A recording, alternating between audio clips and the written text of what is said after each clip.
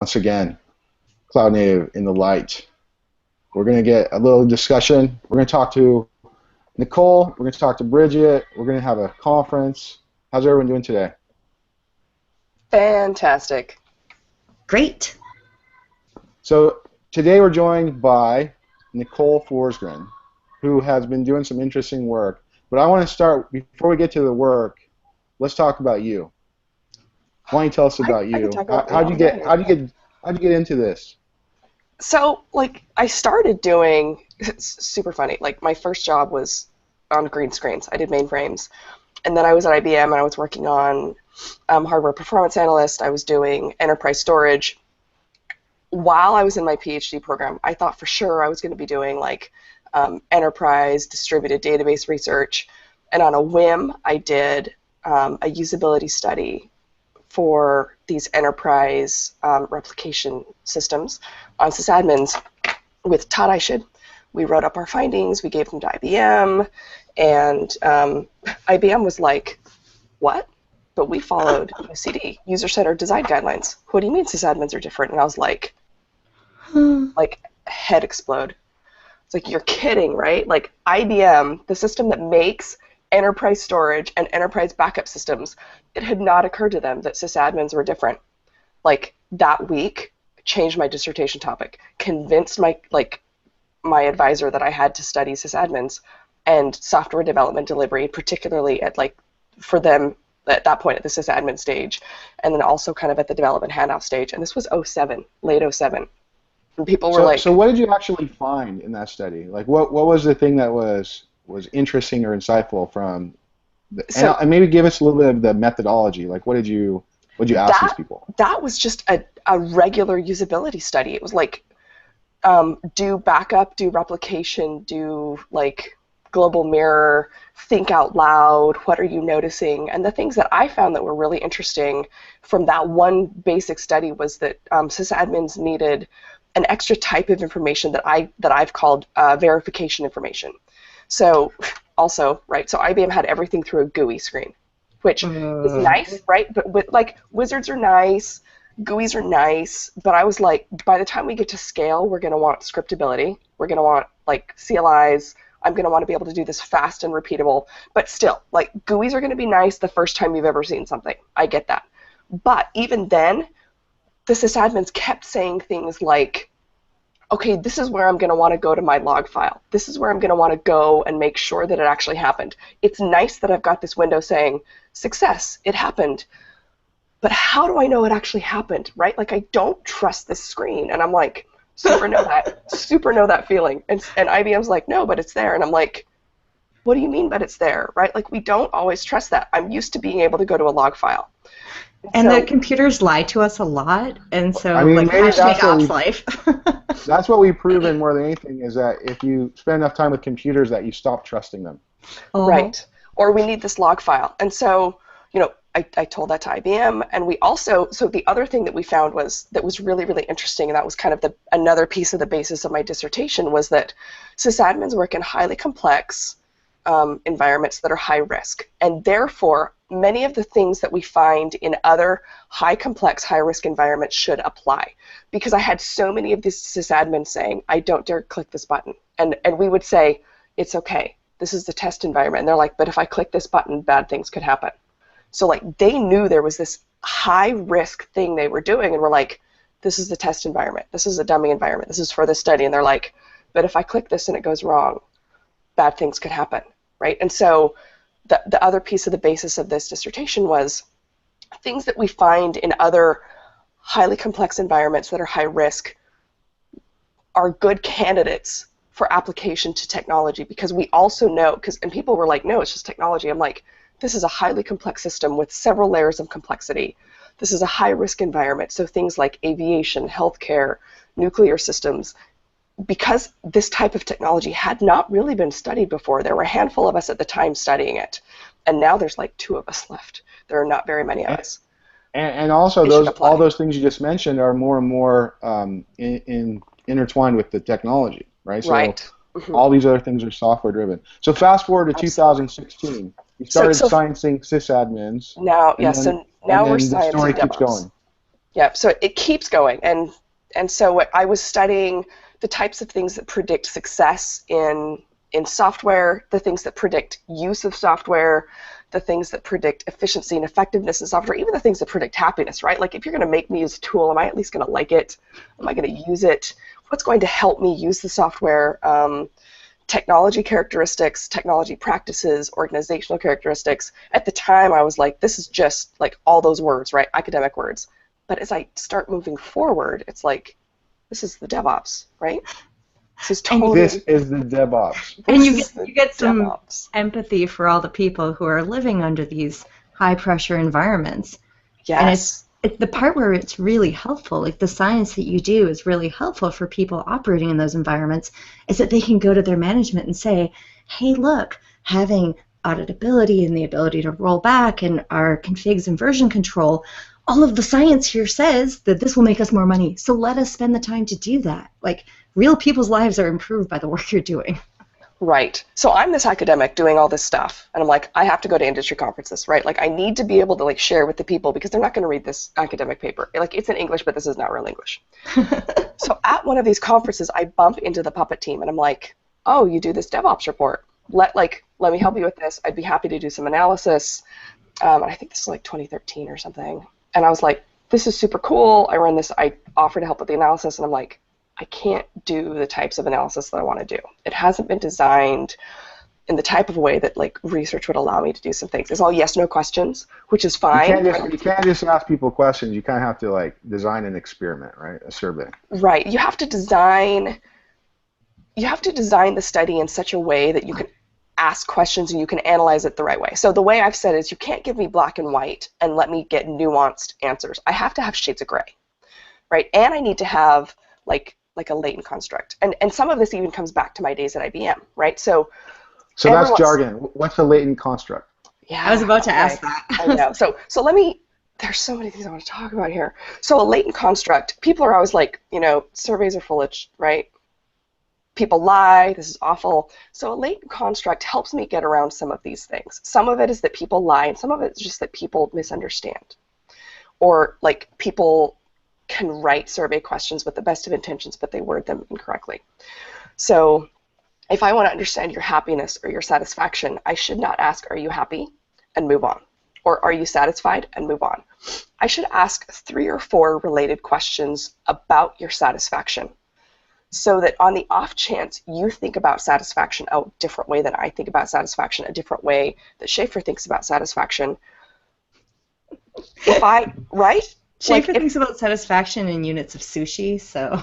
Right, exactly. So if I have a very clear definition about what job satisfaction means in my head, right, for what I want to use in my study, and I think about 3 or 4 different ways I can ask about that, and then I can go through I ask all of those questions in specific ways, which, like, God bless everyone who takes all of my studies and all of my research and the State of DevOps reports. I love you. Thanks. Heart. I know it takes more time, but what it does is it allows me to make sure that there are not misunderstandings. And if you lie, you have to systematically lie on every single question in the exact same way to the same degree. Right? So how long does it take someone to take the State of DevOps on average? Did you check that? The average is around like 21 minutes. So it's okay. I'm like right on the border. Although most of my research studies going back to about 2007 take about that long.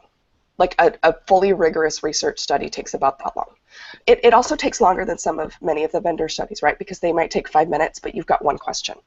And if someone misunderstands a question, like I don't know if it's a misunderstanding or if you disagree. It's not just marketing. You're trying to do some science. Exactly. Now, this also goes back to some of the experiences I had at IBM. Because some people are like, surveys are full of love my log data. Sometimes your log data is wrong and it's full of crap, right? But sometimes your log data isn't telling a full picture. So I was doing hardware performance analysis, which was great, and it was amazing. And sometimes the data was bad. So then I cleaned up the data, and I knew my data was good. But sometimes I get different information out of people, and that information is still valuable if I know I'm getting it in the right way. And here's a really good example. So I was working on these enterprise storage systems, and I kept hearing, like finally I got the data to a point that I knew it was good. And I knew the system performance was good. I knew the system performance was fast, but I kept hearing from people that it was slow. that doesn't make sense, right? The log files are telling me it's good. The people are telling me it's slow. Mm-hmm. So I found a good way to understand and ask people how the system was performing. Now, if the log file is consistently telling me the system is fast, and the people are consistently telling me it's slow, the likelihood is very low that every single person is systematically lying to me the exact same way. So if there's a difference there, there is value to asking people about something, because if the log file tells me it's fast, the people tell me it's slow, every single time, right? If one person's lying to me because they're angry, that's going to be washed out in the data. It's called noise. Yeah. That gave me an opportunity to understand and to take evidence to the business something was wrong. We looked into it. Turns out we called it out-of-band performance. There was a way to interface with the system. You had to use the HMC. You had to use some sort of GUI interface. That was where we had a system lag. We had no instrumentation. We had no hook into the system there. That's where the slowness was being injected.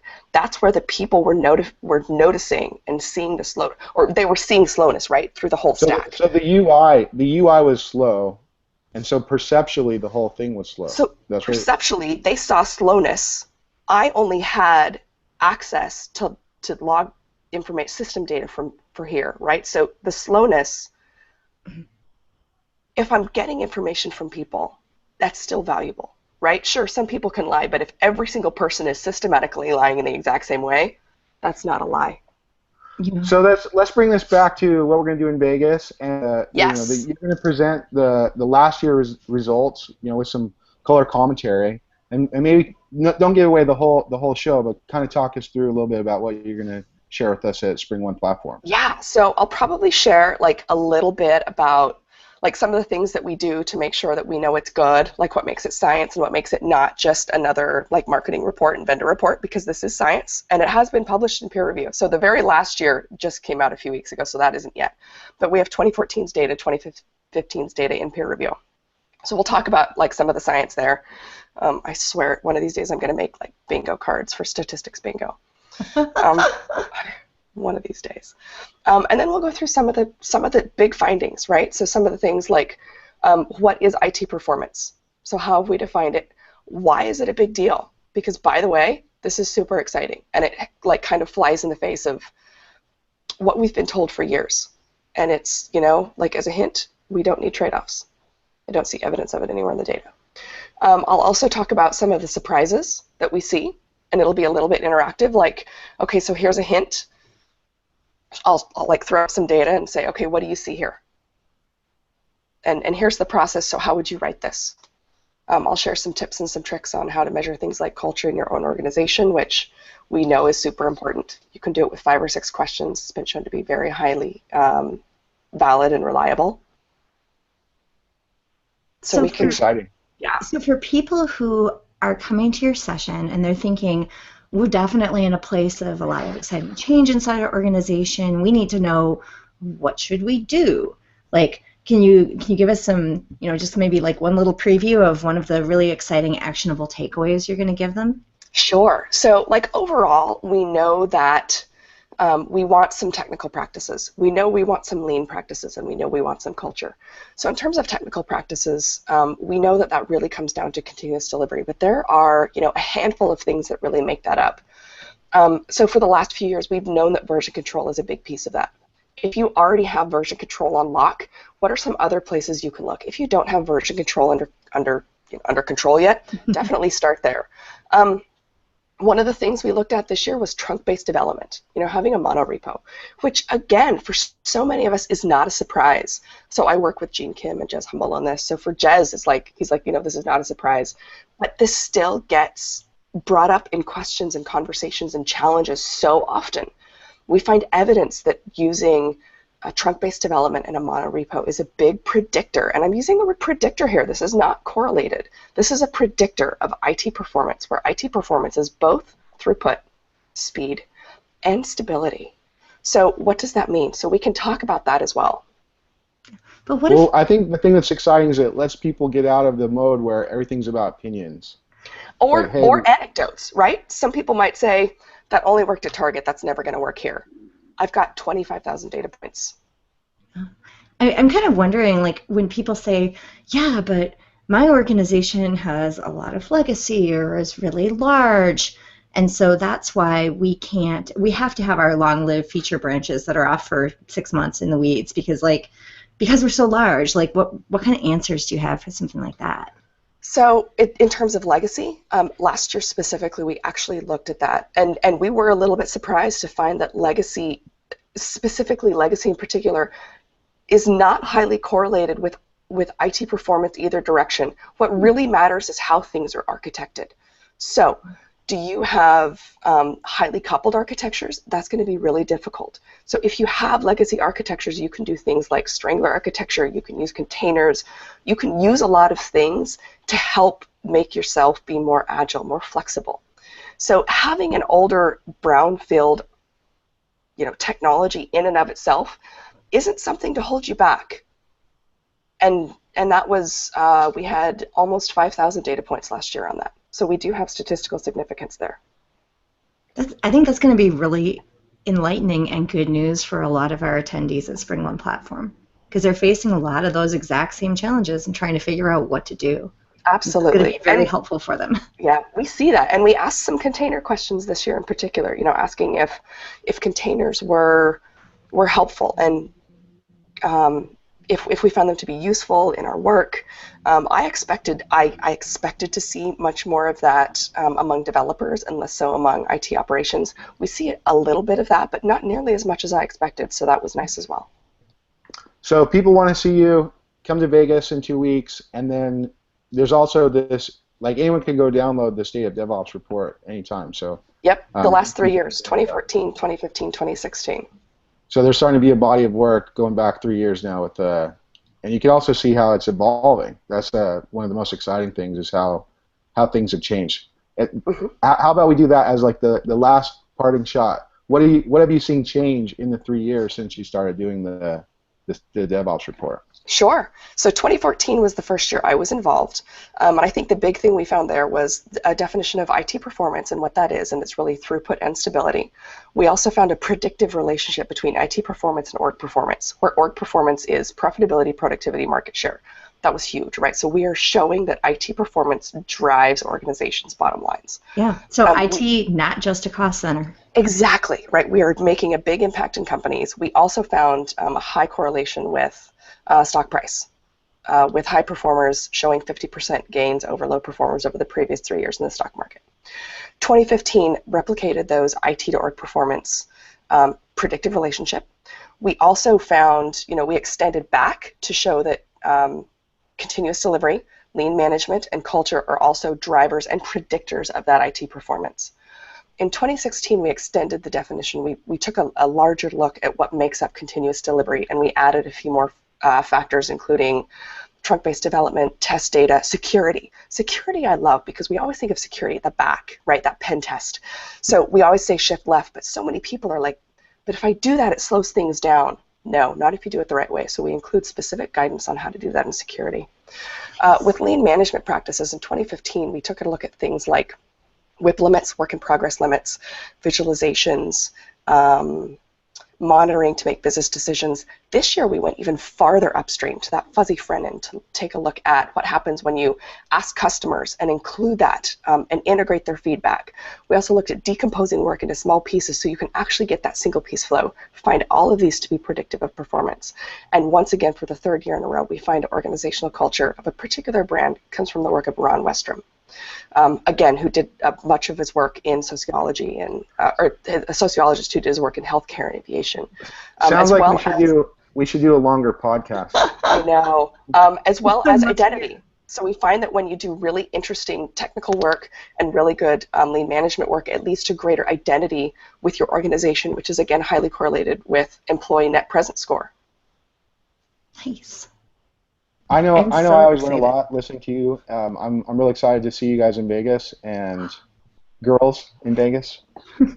whatever the proper term that I always get wrong is. And I'll with that, and unless you have anything else to say, I'll turn it over to Bridget, and then we'll go. I mean, honestly, this is just, I'm super, super excited. I think the proper term you were looking for is geeks. And we are going to Yes. geek out about I'll- science in Vegas. I promise to geek out about science in Vegas. Super excited. Thank you. Until next time. Cheers.